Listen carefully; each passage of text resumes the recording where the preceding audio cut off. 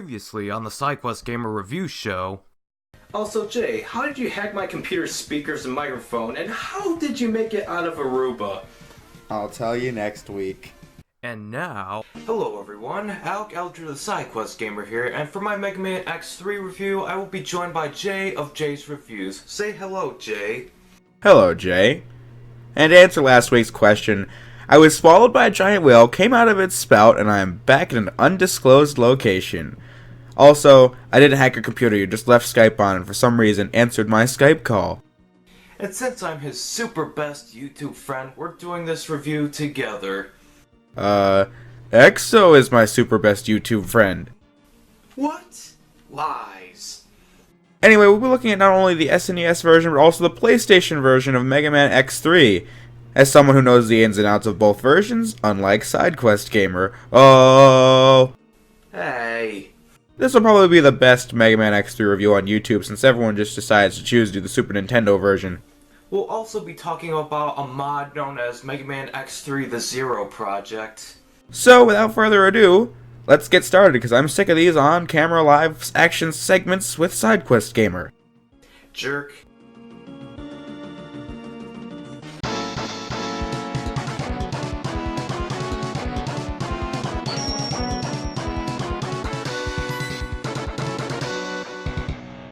Mega Man X3 is the X game a lot of people didn't play. Despite the higher than expected demand for the SNES version, Capcom shipped a low amount of X3 copies to America due to declining support for the Super Nintendo. Keep in mind, this was released in January of 1996 in North America.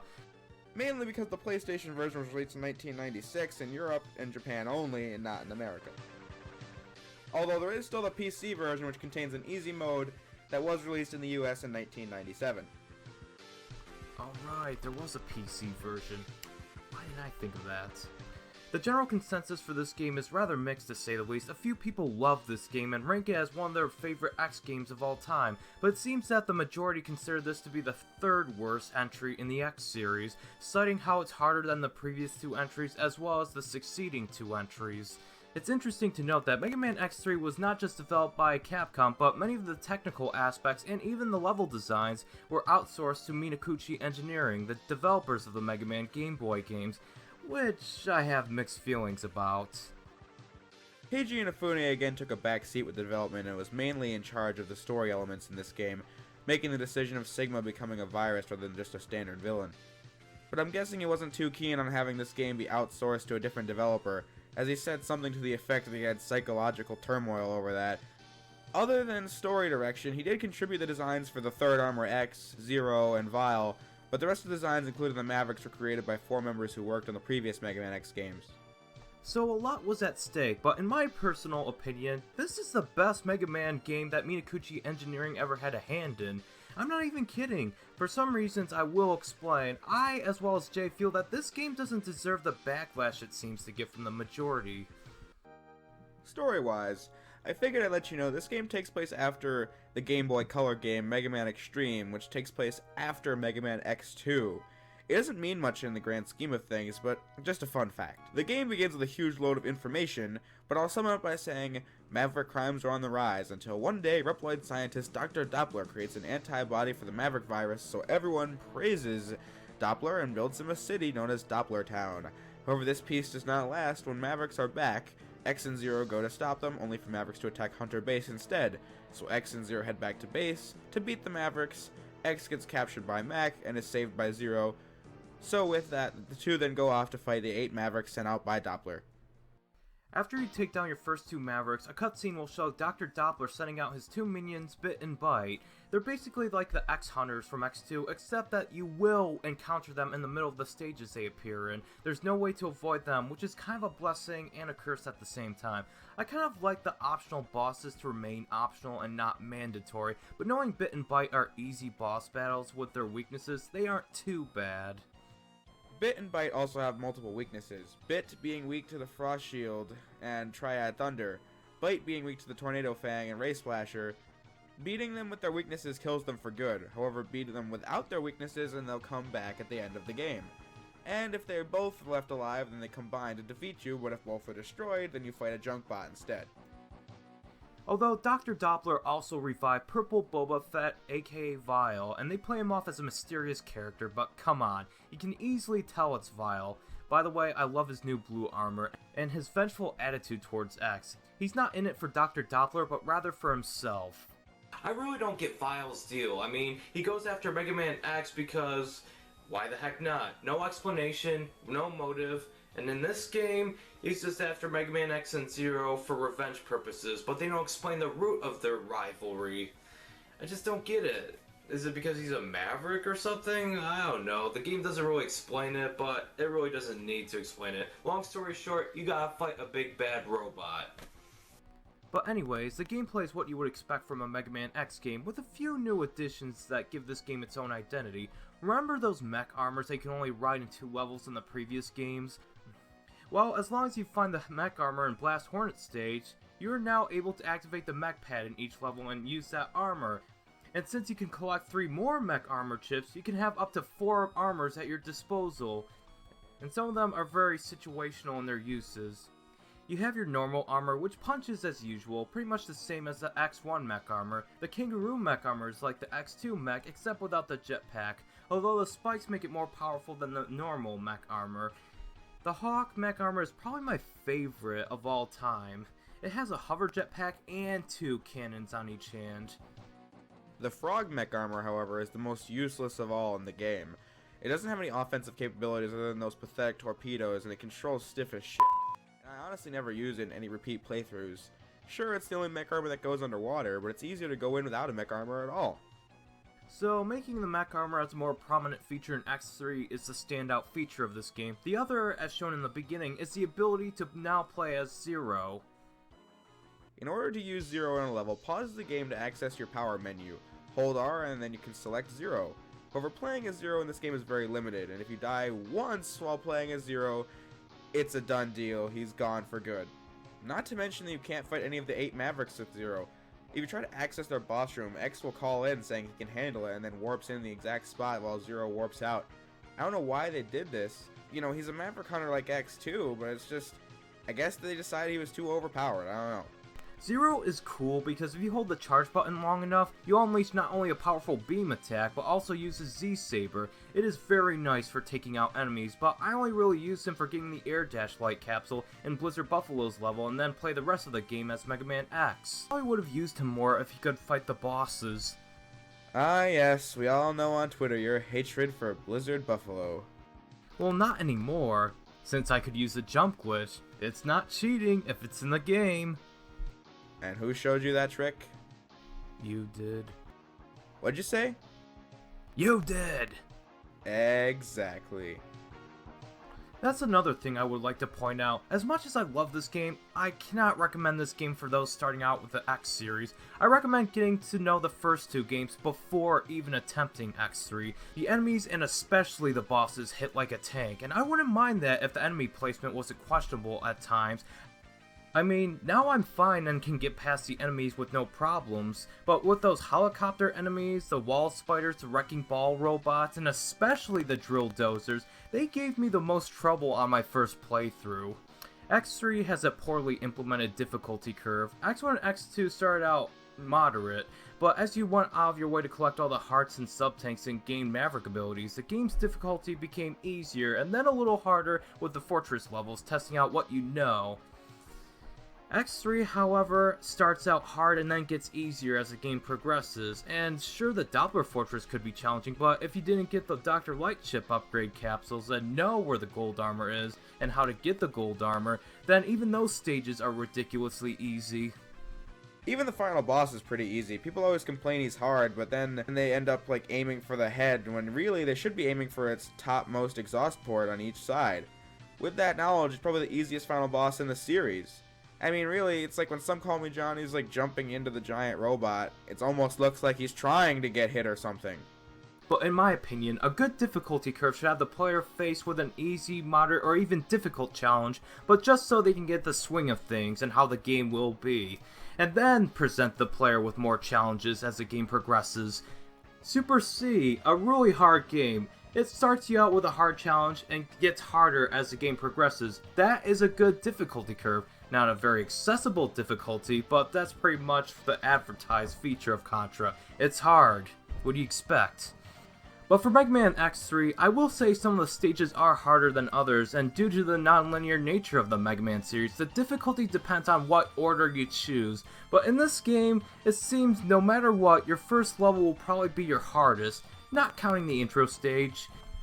And as for the optional side quests, that's an extension of the X-Hunter idea presented in X2. I kind of like it better and kind of worse in this game. Like I said before, I like my optional boss battles to remain optional, but with Bit and Byte, you will encounter them in the middle of whatever levels each of them appear in. Bit will always appear in stages 3, 4, or 5, with Byte always appearing in stages 6, 7, and 8.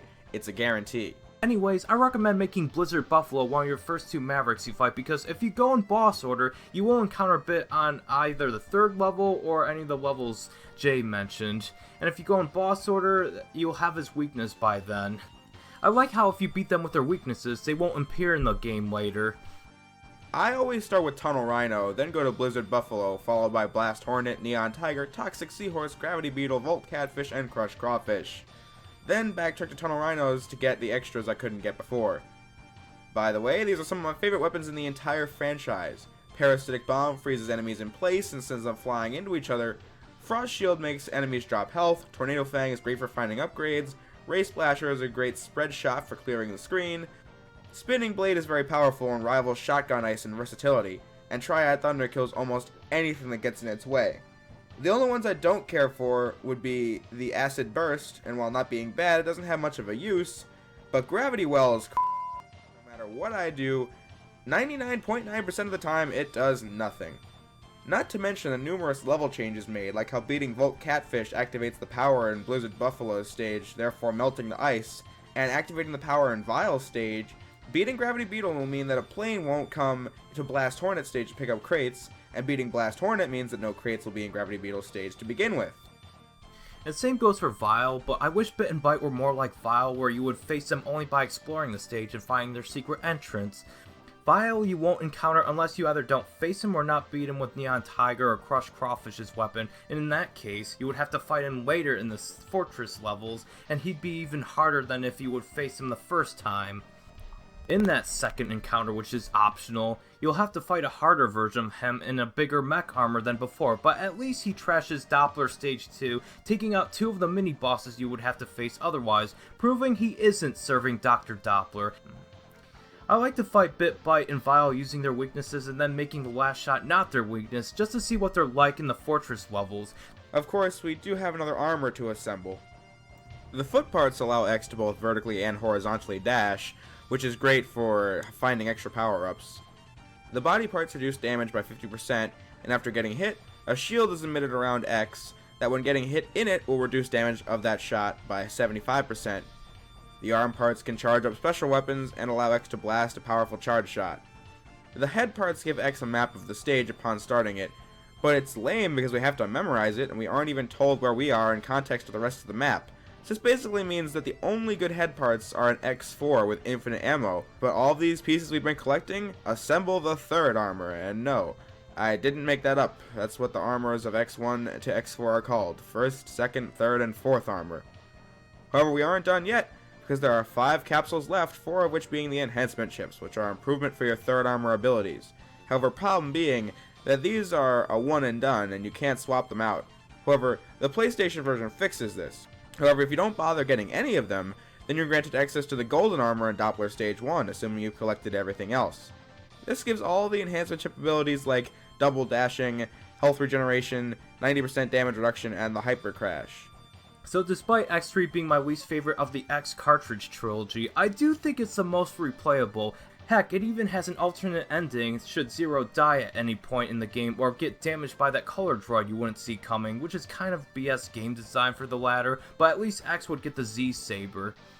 X3 is personally my second favorite Mega Man X game, my second favorite Mega Man game period as that matter. To me, it felt more like an interesting sequel than X2, which don't get me wrong, is still a good game in its own right. I just prefer X4, X3, and especially X1 over X2, but I still think X2 is better than X5. Yes, we've heard your stance on Mega Man X2 in my PlayStation 2 review. Hey, those few seconds of the X collection were better than your X2 review. Did you even watch it? Yeah, you said, X2 is better than X1 because it goes boom. Lies. Hello everyone, Alec Elger the SideQuest Gamer here, and I love Mega Man X2 the most because it goes boom. Thank you guys so much for watching, and remember to stay awesome. Anyway, the graphics, whether it be the PlayStation or SNES version, they pretty much look the same. They look just as fine as X2, but not much of a noticeable difference except maybe in coloration. The backgrounds and foregrounds look very similar to previous X games I've noticed. Neon Tiger stage kind of reminds me of Sting Chameleon stage, Tunnel Rhino stage reminds me of Armored Armadillo stage, and the Doppler Fortress looks very similar to the X Hunter Fortress in X2. But that's in appearance only, not in the level design. Although there could be level design comparisons made if you nitpick the little details hard enough, but for the most part the level design is pretty original. Some of it can be cheap, especially with some of the enemy placement, but they're all pretty good for the most part. But the music, that is probably the most debated topic among Mega Man X fans, with the majority of people preferring the Super Nintendo soundtrack. In fact, when looking up X3 PlayStation soundtrack on YouTube, many people dismiss the PlayStation soundtrack as just elevator music. I personally prefer the Super Nintendo soundtrack, especially the amazing credits theme that is by far my favorite Mega Man song of all time, but the PlayStation version has some great tracks too. In fact, my preference for the Super Nintendo version is really not by much. The PlayStation version may not be appropriate for all the action happening on screen, but because both soundtracks either have amazing or forgettable soundtracks, your overall experience can be affected. You can only really nitpick what you like and dislike about each soundtrack to prefer one over the other. My rule of thumb is that for every bland SNES soundtrack, the PlayStation counterpart is amazing, and for every bland PlayStation soundtrack, the Super Nintendo counterpart is amazing. I personally like both soundtracks for what they are, and can't pick one over the other. But if I were to really had like a gun to my head, I would probably pick the SNES version, but there are some ones I like in the SNES version more than the PlayStation version, and vice versa. Just take Doppler Stage 2, or rather Doppler Stage 3, just in the soundtrack it's called Doppler Stage 2. Take that for example, in the SNES version, listen to it now.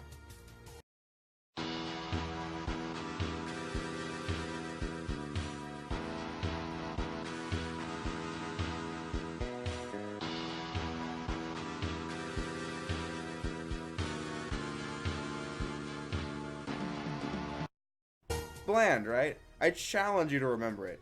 You can't. Like Alex Kid Dracula review, you forget it even existed. Hey! Now listen to the PlayStation version of Doppler Stage 2 or 3 or whatever you want to call it.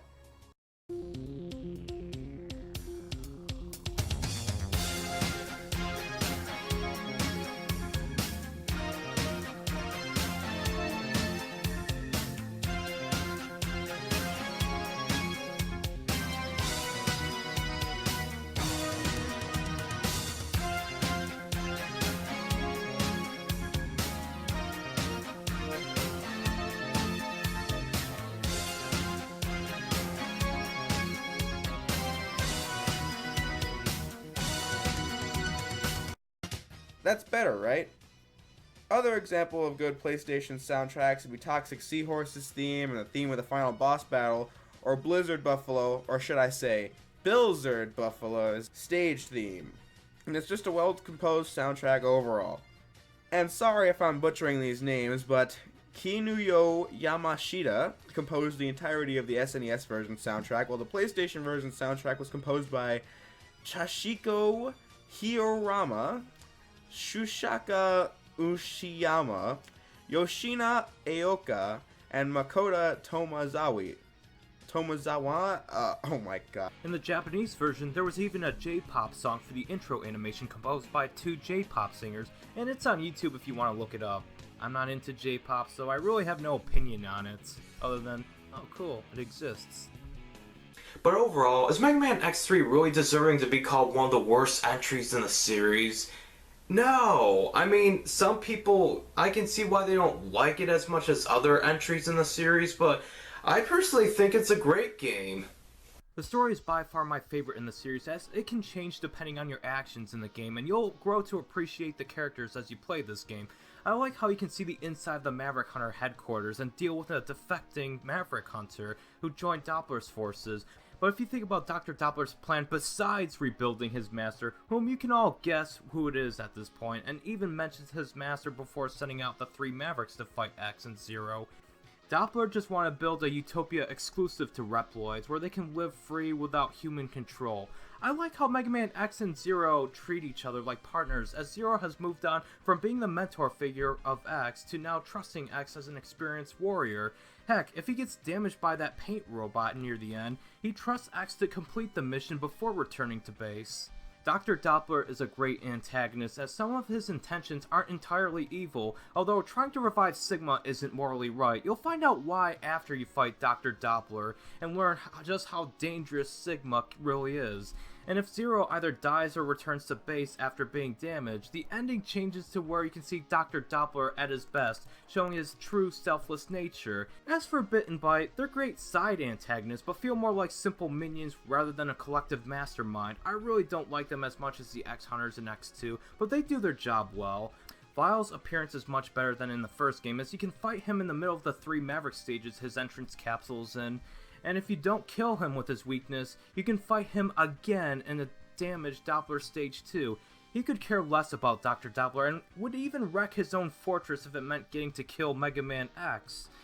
He's vengeance without morals, and I like him that way. I bet Dr. Doppler wasn't pleased that he went rogue from his army, but after killing him, Vile claims he will haunt you forever, but he'll be back in Mega Man X8 in a green coat of paint, looking more like Boba Fett. As you wish. But as for why Mega Man X3 isn't popular among the Mega Man fans, there are many reasons why, actually. One reason as to why it gets the cold shoulder is probably because it's the Mega Man X game not even 90s kids played as a kid, at least for America. Everyone moved on to the PlayStation trilogy and praised X4 and X5, and then X3 was unfairly left in the dust. But if people played this game over and over like they did with X1, X2, X4, and X5, then they would probably get as much enjoyment out of this game as they did with those games, if not more. I actually know 2 people who call it their favorite Mega Man X game in the trilogy, and it was pretty close to being my second favorite if it wasn't for the difficulty curve and the limitations of Zero, which I do find as a legitimate problem. But as for the PlayStation version, I would say it's the best of the PlayStation Mega Man games. I know people like X4 the most, and they have every right to, but after playing the awesomeness that was X3, and then playing Mega Man X4, it just didn't do a whole lot for me. It's a very good game, don't get me wrong, but not one I would personally call a great game. We'll get to that one later sometime, but I'm kind of Mega Man'd out. But Jay, go ahead and talk about the ROM hack that is known as Mega Man X3 The Zero Project.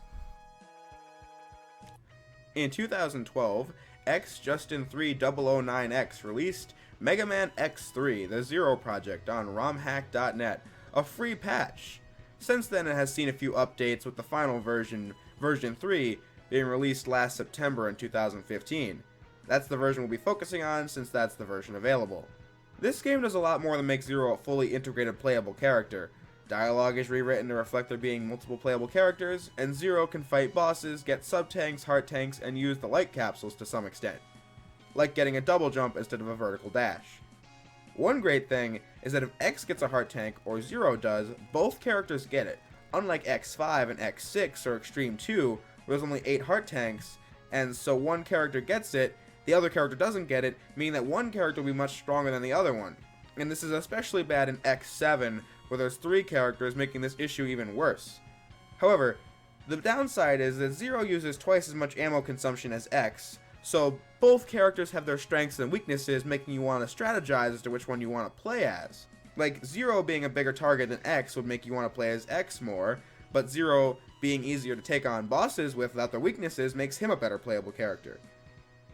The Zero Project also makes improvements for X, like a better charge shot, removing the shield from the body parts, and Zero gets the black armor at the end. And if you get the black armor as Zero, X gets its golden armor, and vice versa.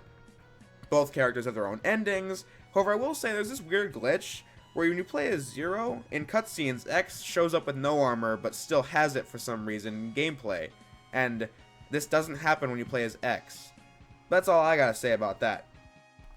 So overall, I would give both the PlayStation and SNES versions a 91 out of 100, while the Zero Project will get a 93 out of 100. And overall, I would give all versions no rating, because ratings are not my thing, and the review should speak for itself, to which it has. Mega Man X3 is a great game that I think is very underrated, and I love it to death. And that's all for today, folks. Thank you guys so much for watching, and remember... But Alec, you're forgetting one more version of the game. No, I didn't. I did the Super Nintendo version, PlayStation version, and Zero Project. I did everything. That's all for today. I'll reveal my face if you do it. Okay, but pay up front.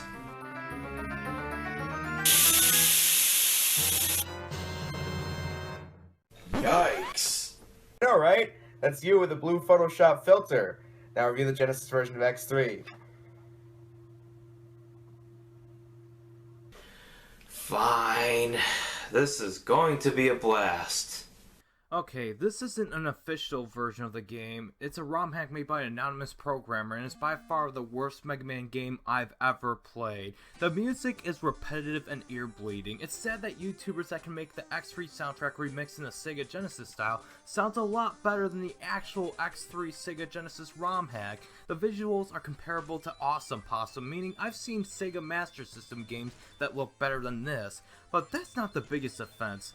The biggest offense is that this game is unplayable. You can't absorb Maverick abilities, they messed up the level designs, people like to whine and moan about the Sonic Boom Rise of Lyric Infinite Jump glitch, but you would have to look hard to find that. In fact, you wouldn't know that unless you looked that up online. But I found an Infinite Air Dash glitch the first 5 minutes I played it, and there's only 6 Maverick stages out of the 8, and the game doesn't record you beating them, so you're stuck with these 6 disgusting levels with no way to beat the game. Easy 4 out of 100 for me. This game has nothing going for it, but it's not an official release. Yeah, well, I was cheated at $50 when I bought a repo card of this at the Too Many Games 2015 convention. I picked it up out of curiosity's sake, and I was so appalled I destroyed the cartridge, and I'm not even kidding. But I don't really blame the guy, he didn't even know he even had it in his inventory. But to think that this is selling on Amazon for $80 is disgusting. And I think you're being too generous with the 4 out of 100. I'd give it a 0 out of 100, honestly. There's really nothing good about it. But anyways, as penance for SideQuest Gamer needing me for this review, I will plug in my channel for my reviews and Let's Plays. Go check those out if you want. Jay's Reviews and Jay's Let's Plays. SideQuest Gamer acts like an idiot around me and Exo Paradigm Gamer, my Mega Man 4 and 5 Let's Plays, telling us why he loves Mega Man 5 so much, and of course, makes half-baked theories, hypotheses about Mega Man's sexuality. Viewer discretion advised, because even Alec dropped F-bombs in these playthroughs. Also, my Sly Trilogy and Jak 1 reviews are up if you want to check those out on my review channel, with Jak 2 coming soon, and that's all I have to say about that. Thank you so much for joining me, Mr. J. No problem, SideQuest Gamer. This was probably the most elaborate review of Mega Man X3 on the internet. Hope you all enjoyed it. As for me, I'm out of here, and thanks for having to put up with someone you're not subscribed to, because some people just hate it when collaborators upstage the guy who's running the channel. You didn't upstage me. I'm the SideQuest Gamer. You're just that guy with a letter for a profile pic. But out of pity, go check out his stuff on his Jay's Reviews channel and Jay's Let's Play channel. Thank you guys so much for watching, and remember to stay awesome. I upstaged you. Have fun regaining audience retention in your Super Mario Land 2 review next week. what he said.